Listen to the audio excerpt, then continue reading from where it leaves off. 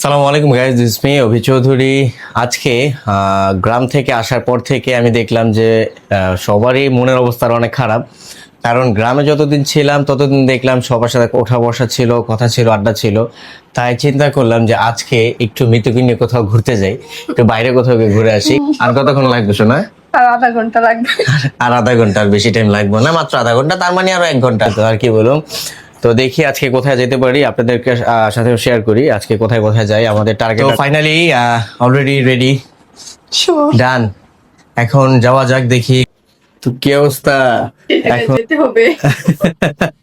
তাহলে চলো যাওয়া যাক, কোথায় যেতে পারি দেখি।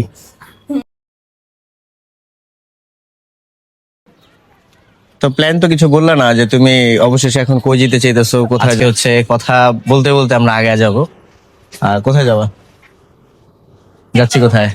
বুড়িগঙ্গা। কিন্তু ভ্রমণের জন্য আমরা বের হয়ে গেলাম। দেখি যেতে থাকি কোন পর্যন্ত যাওয়া যায়। এত দূর তো আর হাঁটা সম্ভব না, তাই রিক্সায় উঠে পড়ছি। তো ফাইনালি আমরা কিন্তু এসে পড়লাম কোথায়, আপনারা অবশ্যই গেস করে বলতে পারেন কিনা দেখি যে আমরা এখন কোথায় আসলাম। আসার পরে তো প্রথমত দেখলাম মামার কাছে ফুচকা। লোকাল ফুচকা হলেও কিন্তু ফুচকার যে একটা স্বাদ সেটা কিন্তু অতুলনীয় হয়ে থাকে। মিতু খেয়ে তো বললো যে রিভিউ দিল যে খুবই ভালো হয়েছে নাকি ফুচকাটা, তাই আমি একটু ট্রাই করে দেখবো যে ফুচকাটা আসলে কেমন হয়েছে। ঝাল ঝাল হলে বেশি মজা লাগে ফুচকা।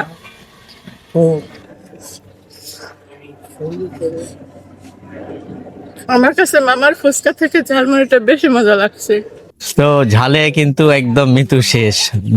আজকে ঝালমুড়ির ঝাল খেতে খেতে তো মৃত্যুর অবস্থা একদম কাহিল। আমরা কিন্তু এসে পড়েছি, এটা হচ্ছে এটা এটা হচ্ছে বেড়িবাঁধ। এটা হচ্ছে কি বলো যেন, এটার নদীটার নাম যেন কি বলে, বুড়িগঙ্গা নদী। বুড়িগঙ্গা নদীর পাশে যেই রাস্তাটা করছে, রাস্তাটা কিন্তু খুবই সুন্দর। এখানে মানুষ এসে বসে বিকালবেলা, দুই পাশে বসার রাস্তা করেছে। তো এই জায়গাটা কিন্তু খুবই সুন্দর। তো এখানে আমি বলি যে যারা আসবেন এখানে অবশ্যই আসতে পারেন, দেখতে পারেন, এখানে জায়গাটা অনেক সুন্দর। রিভিউটা দেওয়ার মতোই। এখানে অনেকে আসে বসে বিকালবেলা একটু রেস্ট নেয়, এবং কি দুইটা পাশেই স্তরটা কিন্তু খুব ভালো। তো দেখি সামনে আর কতটুকু যাওয়া যায়। আর সামনে গিয়ে দেখি আরো কিছু দেখানোর চেষ্টা করি। লোকাল ফুচকা খেয়ে তো আর মন ভরে না, তাই মিতু চলে গেল মিতুর সেই ভাইরাল মামার কাছে ফুচকা খেতে। এই দোকানে আসলে মিতু তো একটু একটু ফুচকা খাবেই, সেটা মিস নাই। আর আশেপাশের দৃশ্যটা আমি আপনাদেরকে একটু দেখাচ্ছি ঘুরিয়ে। মিতু তো বসে বসে অপেক্ষার প্রহর গুনছে। এই মধ্যে আমি একটু ফুচকার অর্ডার দিয়ে দিলাম যে মামা আমাকে ফুচকা বানিয়ে দেন। এদিকটা দিয়ে কিন্তু বিকালবেলা অনেক জমজমাট থাকে, বাচ্চাদের অনেক খেলনার জায়গা আছে, খেলার জায়গা, ঘোরার জায়গা।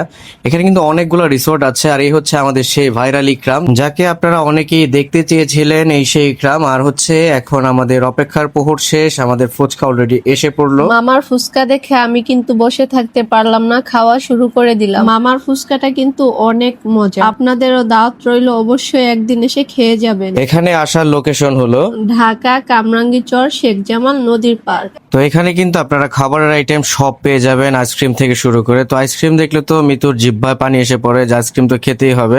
সে আইসক্রিম খায় ঠিক আছে, কিন্তু সে কালো স্তরটা খেতে চায় না, সেটা আমি আবার খেয়ে তাকে কমিয়ে দিলাম। আমার মতো কে কে আছো আপুরা আইসক্রিমের উপরের চকলেটটা খেতে চাও না? আমি কিন্তু সবসময় আইসক্রিমের উপরের চকলেটটা আমার জামাইকে খাওয়াই দিই। এখানে কিন্তু খুব সুন্দর ঘোরার জন্য রিসোর্ট আছে, এবং কি আড্ডা দেওয়ার মতো জায়গা আছে। এখানে বাচ্চাদের খেলনারও অনেক জায়গা আছে, এবং কি কসমেটিকের দোকান তো অবশ্য থাকবেই। ঘোরাঘুরি করতে করতে এখন আমরা অনেকটা ক্লান্ত, কারণ 3 থেকে 4 ঘন্টা আমরা ঘুরেছি, হেঁটেছি, আড্ডা দিয়েছি। তো এখন আমাদের বাড়ি ফেরার পালা। তো সবাই ভালো থাকবেন, ব্লগটা এই পর্যন্তই, টাটা।